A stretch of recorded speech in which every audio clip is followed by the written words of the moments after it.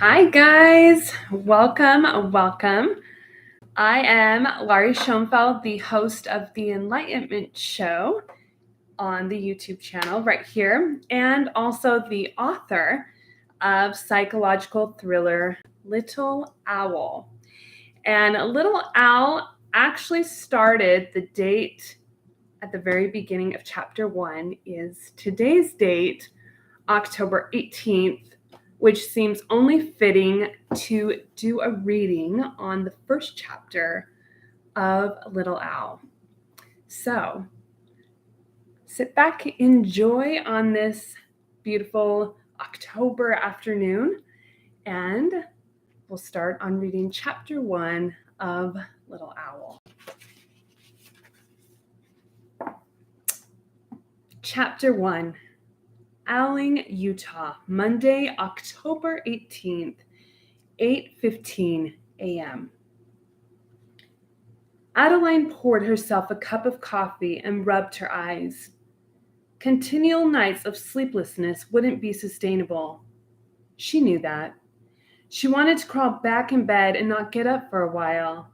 If it weren't for the girls, she'd be there now. For days, weeks, who knew? It all blended together. Her daughter Leora had been having reoccurring night terrors and claimed someone was watching their house. Adeline pretended not to show her discomfort or to mention she felt this all the time. Her insomnia came from the fear that childhood monsters had never left. They weren't the kind of monsters with snarling teeth or claws that pull out your eyes, but people. They wore a skin and looked pleasant, but evil lurked inside underneath their sinister and perfect smiles. The ones that brought her back to her childhood home. When they had hovered over her, she wished to be taken away or put out of her misery. No one came back then. They were dead. Adeline knew they were. Her arrival sat on her chest in the form of anxiety. Adeline took a deep breath and placed 2 heart-shaped plates on the wooden table. She glanced out the window.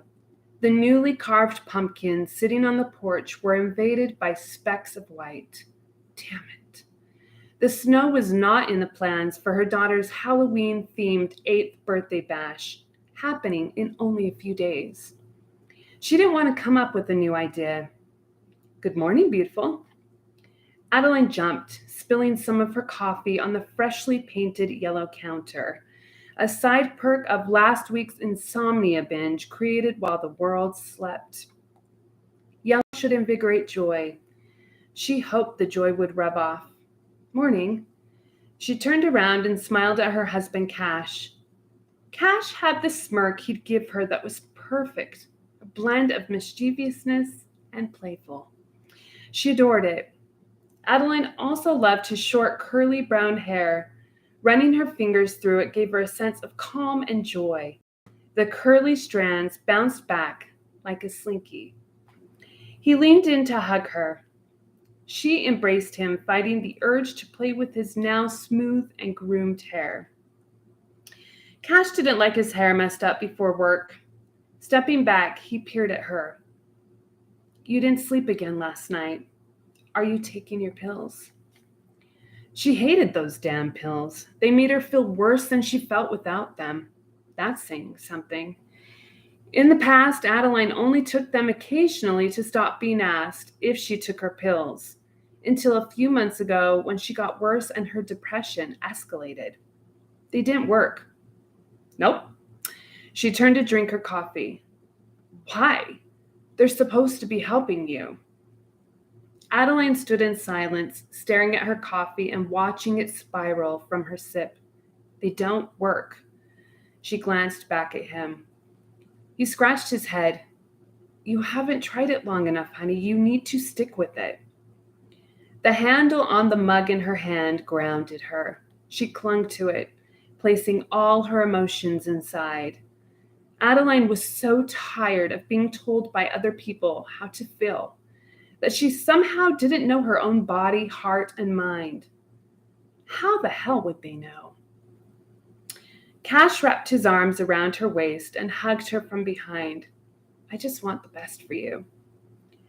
Adeline didn't say anything. Nothing nice would come out of it. She continued to grip her mug and stared out the window. Whimpering and tugging on her robe drew her attention. She peered down at her 2 brown eyes and a pouty nose. Hi, puppy. Her 5-year-old daughter, Eliza, loved pretending to be a dog. Adeline diverted out of Cash's hold and placed her coffee on the counter. What's the matter? Eliza whimpered again. I can get you my step stool, Mama. She wobbled around the kitchen, half human and half dog, and lugged the stool toward Adeline. Here you go. This will help you reach Daddy. Adeline bent down. Thank you, my star. That will be helpful indeed. Eliza smiled, then paused. What is it? I don't think the bad dream spray is working for Sissy, she said. Moving is scary. Adeline didn't blame her for being resistant to change.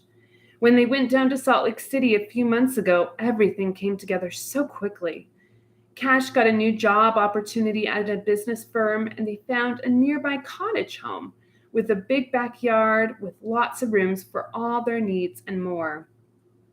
Their neighbor, Miss Dunbar, owned an antique store in Salt Lake City called Lost Treasures. The previous manager left, and she asked if Adeline would like to be the new manager. Adeline loved the idea of being surrounded by beautiful items needing a home. She understood and related to it. Now, with all the change coming in a few weeks, uncertainty and fear begged her not to leave, to take it all back. Nothing happy happened without a price. She learned that long ago and worried safety and happiness was too good to be true.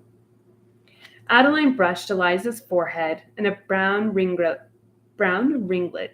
bounced in place. I will talk to your sister and we'll figure it out. Pinky promise. She put her finger out, and Eliza latched onto it with their own little one. Eliza seemed satisfied as she bobbed into her chair. You kissed my sandwich, Mama. I love it. She began eating her peanut butter and jelly sandwich, complete with one bite already taken. She liked to call it a kiss, one only her mom could give. What time is it? Leora came around the corner of the hall, rubbing her eyes. She yawned. Her long blonde hair was tangled in a circular web across her scalp. Cash trotted toward her and picked her up in his arms. It's time to get up, Sleeping Beauty, and help your mom go party shopping. Someone's having a birthday. Daddy, put me down. Not until you tell me whose birthday it could be, Cash said. Leora wiggled around. Okay, it's my birthday. Adeline gazed at Leora's swollen eyes and pale skin. Sleeplessness was taking a toll on her too. So many nights, Leora would make her way out of bed, screaming and crying, and stare out the bedroom window. Adeline caressed Leora's cheek with her fingertip. Do you want to talk? Is that right? Thank you, Alexa. You're so welcome. I always appreciate your kindness. Alexa wanted to be in on our conversation today. Welcome to the Alexa Prize, Yeah. University competition to advance AI. I'll give you a social bot now. When you're done, say stop, and I'll ask you for your No, name. thank you, Alexa. Alexa, no, thank you. Pick off where we left off. Adeline caressed Leora's cheek with her fingertip. Do you want to talk? She tilted her head. Someone's watching you, Mom. One of the only techniques that calmed her racing heart, even for a moment, was counting. So she closed her eyes and counted in her head. 1, 2, 3, 4, 5. She knelt and brought Leora inward, hugging her. No one gets to take me away from my sunshine.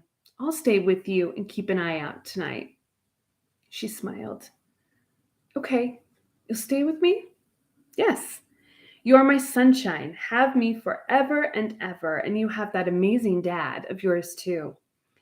Cash pointed to himself, making a statement of agreement. No one is watching you or your mother. Your imagination is just going wild and telling you things that aren't happening. Adeline picked up the turquoise pillow on the couch and choked it a few times.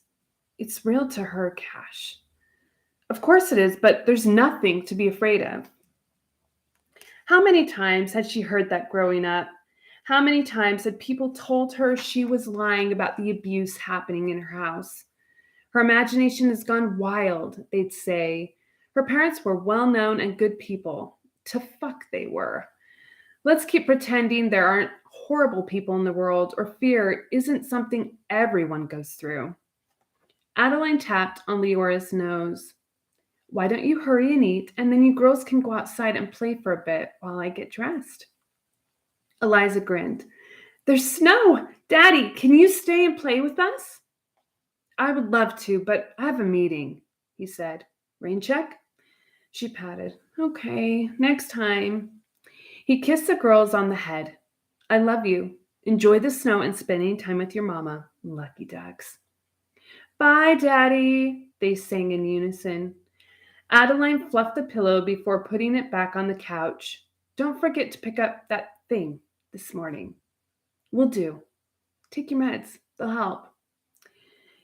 He brought Adeline in for another kiss before he opened the garage and stepped out. Adeline pulled out her phone and glanced at the long list of errands and chores for the day. Ugh.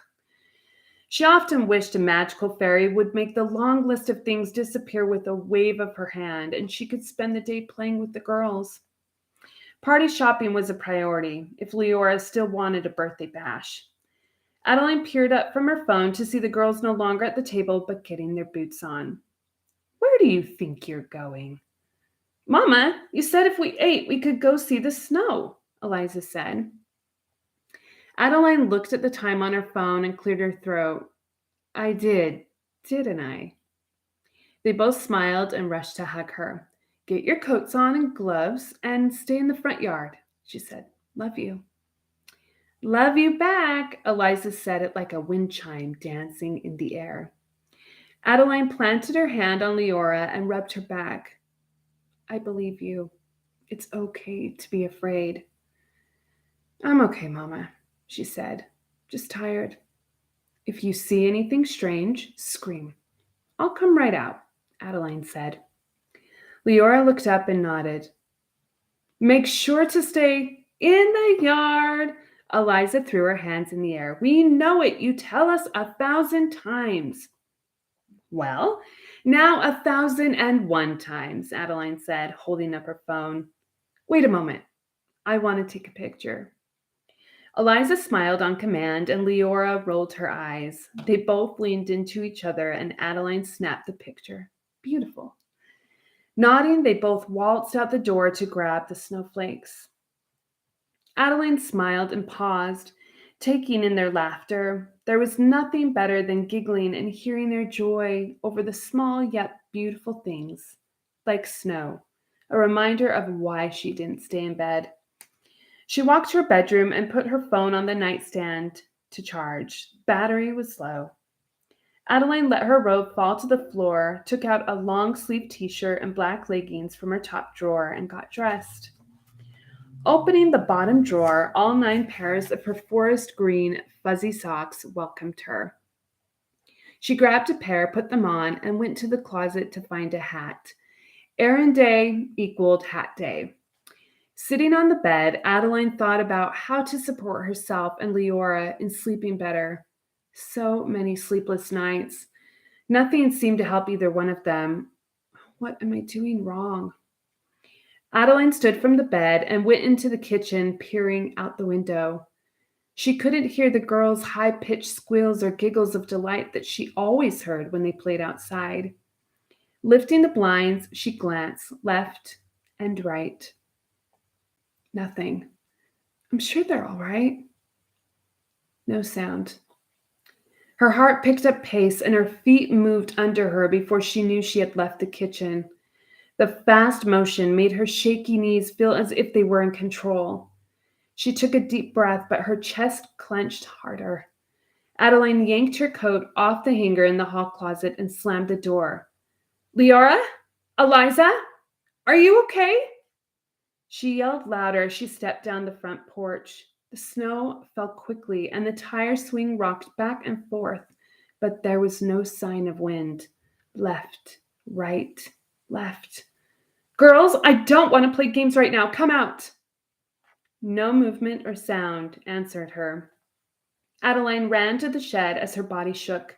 The girls loved to play doctor in there, where they take care of all their pretend farm animals. Keep it together. Don't freeze. Keep it together.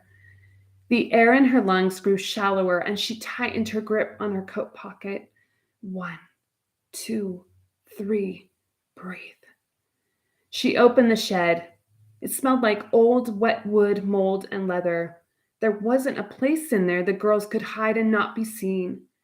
She gasped. No, please, God, no. Don't do this to me. Tears poured down her cheeks. Her pulse thrashed and her legs moved, but her body felt slower. It was taking too long. Was she running or not moving at all? Her head spun and she focused on only one thing, the front door. She gripped the door handle, threw the door open, and rushed inside. She bent down to look under the couch and leaped back up after only seeing dust bunnies mock her. Adeline pushed the couch, and the lamp on the side table crashed to the ground. Gripping her hair, she counted. She kept counting as she moved to the girls' bedroom. Her heart skipped seeing their door wide open. They're just sitting on their bed, nothing to worry about. Butterflies and rainbows flew across the ceiling, saying hello in place of her girls.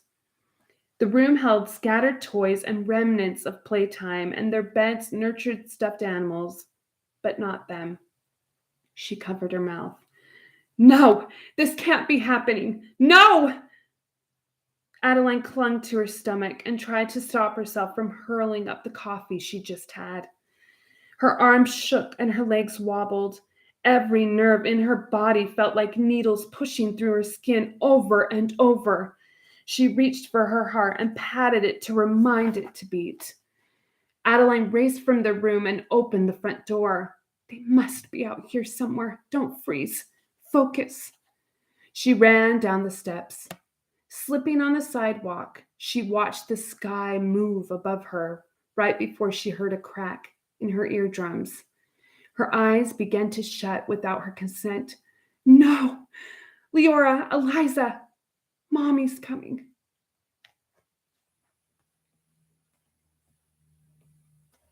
Thank you for joining me today for chapter 1 of Little Owl. Tell me in the comments, what are some of your worst fears? Mine was losing my children, and that was a big part of starting to write Little Owl. Never want to lose your kids. That's the worst fear ever for me. Have a good day, guys.